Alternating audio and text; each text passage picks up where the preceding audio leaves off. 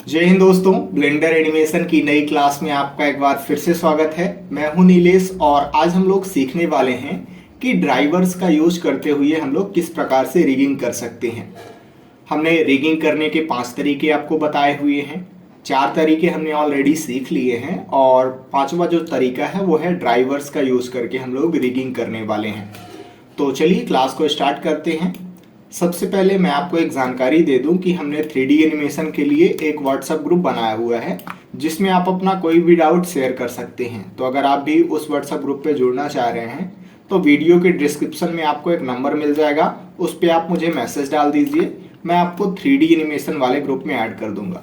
अब हम लोग क्लास को कंटिन्यू करते हैं। सबसे पहले तो मैं इस लाइट को और कैमरे को सेलेक्ट करके इसे कर देता हूँ डिलीट। और अभी ये जो क्यूब है मैं इसे सेलेक्ट कर लेता हूँ और G प्रेस करके हम लोग इसे कर देते हैं थोड़ा सा साइड। और अभी हम लोग फिर से ऐड कर लेते हैं कोई नई ऑब्जेक्ट। शिफ्ट ए प्रेस करेंगे और मैं ऐड कर लेता हूँ एक टॉरस। G प्रेस करेंगे और इसे इधर साइड मूव कर देते हैं। शिफ्ट ए प्रेस करेंगे और चलिए मैं ऐड कर लेता हूँ एक यूवी स्फीयर। G प्रेस करेंगे और इसे कर देते हैं इधर साइड मूव और शिफ्ट ए प्रेस करेंगे और लास्ट में मैं ऐड कर लेता हूँ एक मंकी। G प्रेस करके मैं इधर साइड मूव कर देता हूँ। मंकी अभी हमें उतना ज़्यादा बढ़िया नज़र नहीं आ रहा है। कंट्रोल 2 प्रेस करेंगे तो 2 लेवल का सब डिवीजन मॉडिफायर लग जाएगा। राइट क्लिक करके सेट ऑटो स्मूथ कर लेते हैं। चलिए, तो हमने यहाँ पे अपनी स्क्रीन पे 4 ऑब्जेक्ट ऐड कर लिए हैं। यह है टोरस, यह है यूवी स्फीयर, ये है मंकी और ये है क्यूब। अब हमें मान लीजिए कि यहाँ पे इनको एनिमेट कराना है तो इनकी रिगिंग करनी पड़ेगी और हम ये चाहते हैं कि इन सभी का कंट्रोलर किसी एक जगह पे हमें मिल जाए। तो उसके लिए हम लोग ऐड कर लेते हैं एक बोन। शिफ्ट ए प्रेस करेंगे और मैं यहाँ से एक सिंगल बोन ऐड कर लेता हूँ। अब हम इस बोन की सहायता से इन सबको कंट्रोल करने वाले हैं। मैं ये चाहता हूं कि ये क्यूब रोटेट हो, तो क्यूब के रोटेशन के लिए हम करेंगे क्या, सबसे पहले तो इस बोन को सिलेक्ट करेंगे और हमें बोन प्रॉपर्टी में आ जाना है। आपको यहाँ पे कस्टम प्रॉपर्टी का ऑप्शन मिल जाएगा। मैं यहाँ पे लेफ्ट क्लिक करके इस ऑप्शन को ओपन कर लेता हूँ। थोड़ा सा हम लोग इस विंडो को बड़ा कर लेते हैं। अब ये जो न्यू है इस पे मैं क्लिक करूंगा तो एक नई प्रॉपर्टी बन जाएगी। अब हमें सेटिंग में जाना है और हम लोग ये जो प्रॉपर्टी बना रहे हैं इससे इस क्यूब के रोटेशन को कंट्रोल करने वाले हैं।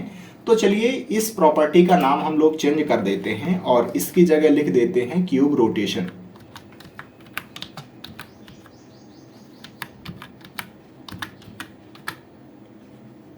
अब यहाँ पे डिफॉल्ट वैल्यू 1 है। मिनिमम और मैक्सिमम यहाँ पे 0 और 1 हैं। ये किस प्रकार से काम करते हैं उसके बारे में हम लोग आगे सीखेंगे। और यहाँ पे अब मैं ओके पे क्लिक कर देता हूँ। अब यहाँ पे देखिए एक नई प्रॉपर्टी बन गई है क्यूब रोटेशन, जिसे हमने अभी बनाया हुआ है। अब मैं ये चाहता हूँ कि ये वाली जो वैल्यू है ये इस क्यूब के एक्स रोटेशन की वैल्यू को ड्राइव करे, यानी कि कंट्रोल करे।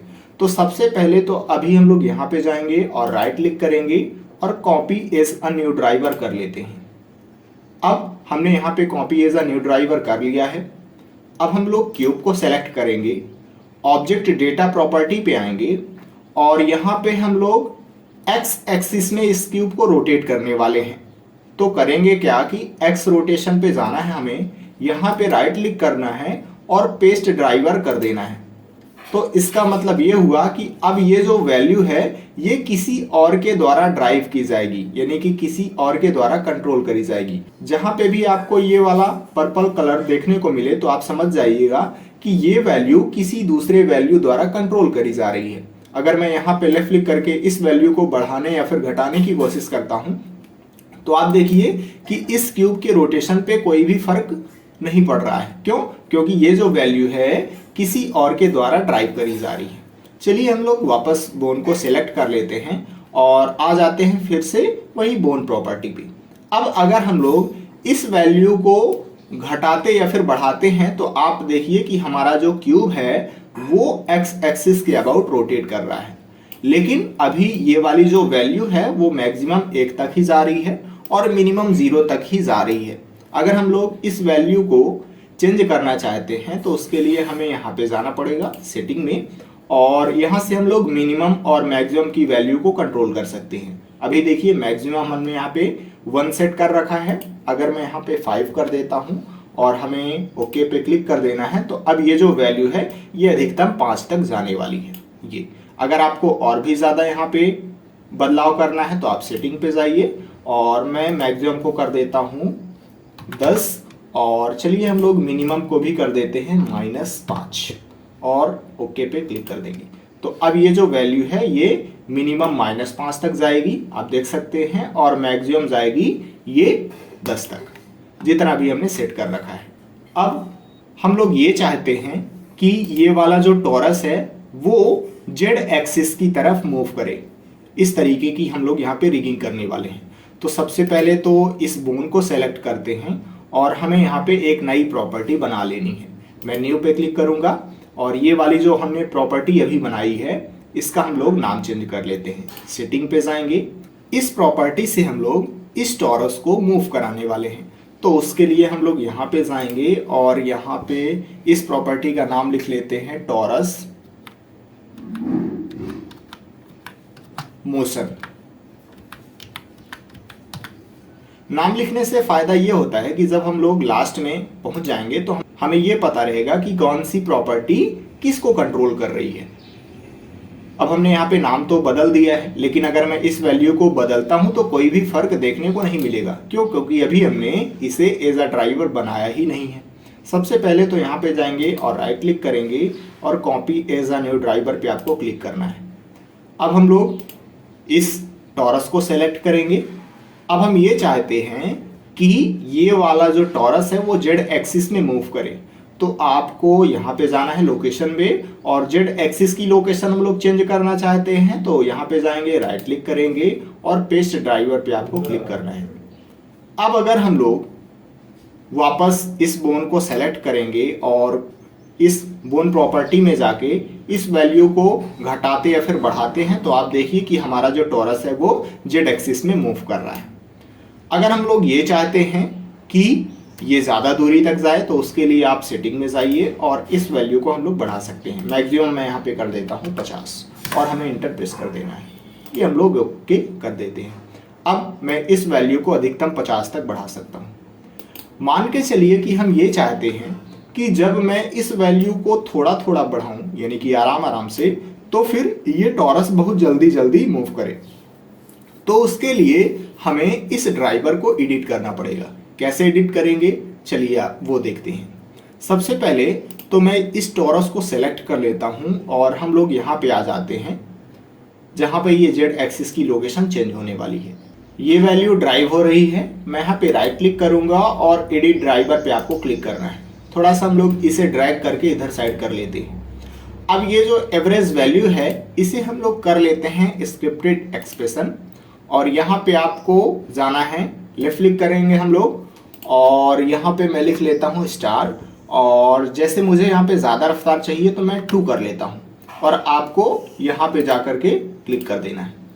अब अगर हम लोग वापस इस बोन को सेलेक्ट करेंगे और यहाँ पे जा कर के अगर मैं इस वैल्यू को चेंज करता हूँ तो आप देखेंगे कि इस बार जो हमारा टॉरस है वो ज़्यादा तेज़ी से मूव हो रहा है।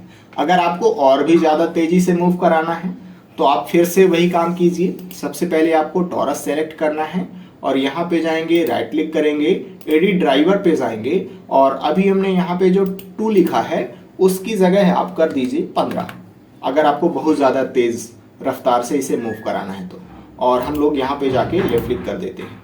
अब देखिए कि अगर मैं इस बोन को सेलेक्ट करता हूँ और अगर हम लोग इस वैल्यू को आराम से मूव करते हैं तो ये हमारा जो टॉरस है वो अब काफ़ी तेज़ी से मूव कर रहा है।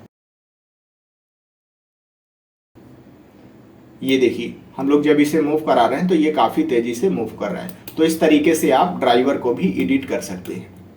अब मान के चलिए हम ये चाहते हैं कि इस मंकी की नाक लंबी हो जाए। इस प्रकार से हम लोग यहाँ पे ड्राइवर पेस्ट करने वाले हैं। तो नाक लंबी होने का अगर हम लोग एनिमेशन दिखाना चाहते हैं तो उसके लिए हमें शेप की में जाना पड़ेगा। सबसे पहले तो यहाँ पे जाएंगे हम लोग उल्टे ट्रायंगल पे, लेफ्ट क्लिक करेंगे और यहाँ पे आपको शेप की का ऑप्शन मिल जाएगा। मैं प्लस पे क्लिक करूँगा, बेसिस ऐड हुआ। बेसिस मतलब इस मंकी का ओरिजिनल शेप, लेकिन मुझे इस मंकी का ओरिजिनल शेप यही रखना है, तो मैं एक बार फिर से प्लस पे क्लिक कर दूंगा और यहाँ पे एक नई शेप की ऐड हो जाएगी। टैब दबा के चले जाएंगे इस मंकी के एडिट मोड में। यहाँ से इस मंकी की जो नाक वाली वर्टेक्स है मैं इसे सेलेक्ट कर लेता हूँ और जी बाई प्रेस करके हम लोग इसे कर लेते हैं आगे साइड मूव और टैब दबा के वापस आ जाते हैं ऑब्जेक्ट मोड में।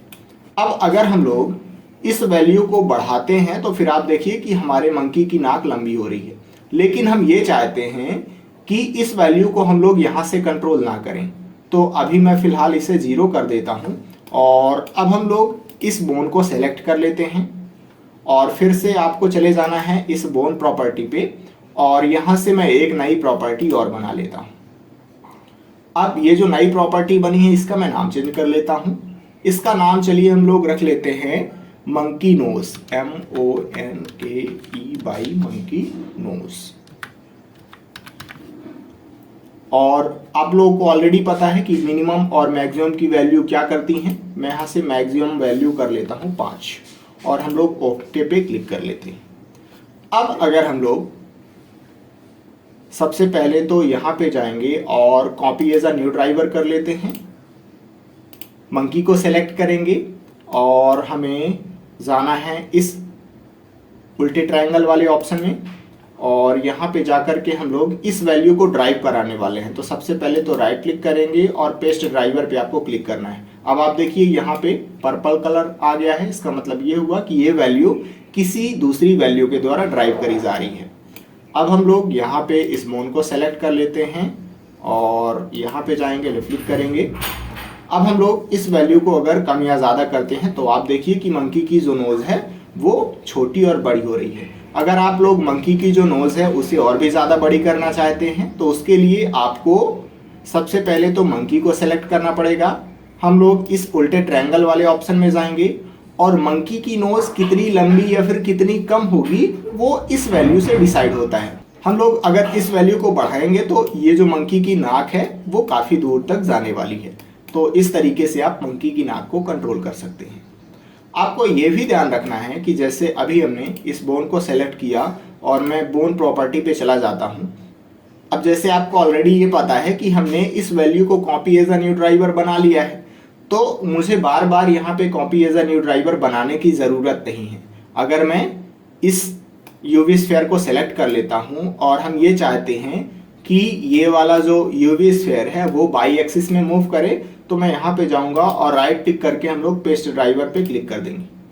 अब देखिए कि अगर मैं इस बोन को सेलेक्ट करता हूँ और यहाँ पे अगर मैं इस वैल्यू को बढ़ाता या फिर घटाता हूँ तो आप देखिए कि ये वाली नाक भी लंबी हो रही है और ये जो यूवी स्फीयर है ये भी मूव कर रहा है, क्योंकि हमने मंकी और यूवी स्फीयर दोनों पे इस वैल्यू को पेस्ट ड्राइवर किया हुआ है। ठीक है, अगर आपको कैंसिल करना है तो आप सबसे पहले तो इस ऑब्जेक्ट को सेलेक्ट कर लीजिए और यहाँ पे जाइए, राइट क्लिक कर दीजिए और यहाँ से हम लोग डिलीट ड्राइवर पे क्लिक करेंगे तो देखिए कि ये वैल्यू अब खुद से कंट्रोल होने वाली है, क्योंकि यहाँ पे अब आपको कोई भी कलर देखने को नहीं मिलेगा। ठीक है, चलिए, तो इस तरीके से आप लोग जो ड्राइवर्स हैं उनका यूज कर सकते हैं। थोड़ा सा अभी हम लोग एक चीज़ और जान लेते हैं।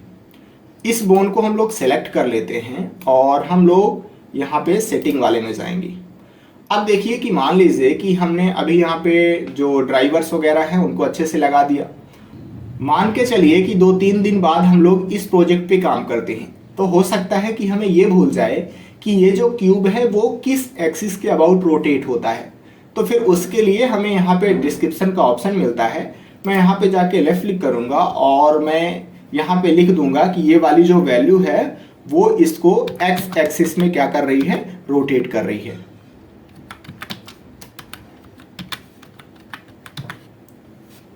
और यहाँ पे आपको ओके पे क्लिक कर देना है। इससे आपको ये पता रहेगा कि अगर मान लीजिए आपको देखना ही है कि ये जो क्यूब है वो किस एक्सिस में रोटेट होगा, तो आप यहाँ पे जाइए और ये देखिए लिखा हुआ है डिस्क्रिप्शन में कि एक्स एक्सिस पे रोटेशन होने वाला है। ठीक है, तो हमें फिर ध्यान आ जाएगा कि हाँ ये वाला क्यूब एक्स एक्सिस में रोटेट होगा। तो चलिए आज हम लोग यहाँ पे इस क्लास को ख़त्म करते हैं। और इस तरीके से हमने ये सीखा है कि मान के चलिए कि हमारे पास बहुत सारी ऑब्जेक्ट हैं और इन सभी ऑब्जेक्ट का कंट्रोलर अगर हम लोग एक ही रखना चाहते हैं तो उसके लिए हमारे पास ये बोन कस्टम प्रॉपर्टी का ऑप्शन है, इसका यूज हम लोग कर सकते हैं। अब हम लोग अगली क्लास से एनिमेशन के बारे में सीखने वाले हैं, तो चलिए नेक्स्ट क्लास में मिलते हैं। जय हिंद।